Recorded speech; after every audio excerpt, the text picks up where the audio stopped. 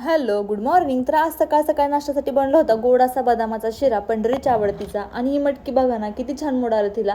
मला अशी मोड आलेली मटकी खूप आवडते. आज मी त्याचीच भाजी बनवणार होती. सगळं आवरलं आणि मी अक्षरासोबत चालले होते ते म्हणजे पतंजली स्टोअरला. मला जायचं होतं, तिथून मला काय काय वस्तू घ्यायच्या होत्या, त्या वस्तू वगैरे घेतल्या. आणि तिथून पुढे मी आले आपल्या बारामतीच्या बस स्टँडला, कारण का मी चालले होते बाहेर बाहेर म्हणजे मला जायचं होतं फलटणला. पण फलटणच्या स्टॉपला येऊन थांबले, पण तिथे एक सुद्धा बस नव्हती. मग तिथं थोडा वेळ वाट बघितली, त्याच्यानंतर एक बस आली. बसमध्ये लगेच बसले, पण पुढे गेली आणि त्याच्यानंतर खूप जास्त ट्रॅफिक झालं. तिथं खूप जास्त वेळ गेला, ट्रॅफिक क्लिअर झालं. तिथून पुढे मी चालले. खरं सांगायला गेलं तर आज खूप दिवसानंतर मी फलटणला अशी म्हणजे बसमधून चाललेले आणि खूप भारी वाटत होतं, मजा येत होती. नवीन नवीन रस्ते, काय काय चेंजेस झालेत ते. आणि फायनली मी पोहोचले फलटणला. तिथं आमची मम्मी आली होती माझ्यासाठी काय काय सामान घेऊन. दरवेळेस येते तेव्हा तेव्हा माझ्या आवडतीचं आणि पंढरीच्या आवडतीचं नेहमीच घेऊन येते. सगळी तिथली छोटी मोठी कामे केली आणि परत आले आपल्या बारामतीला. मग बारामती आल्यावरती संध्याकाळच्या पण जेवणाची वगैरे तयारी करायची होती. मग त्याच तयारीला लागले आल्या आल्या.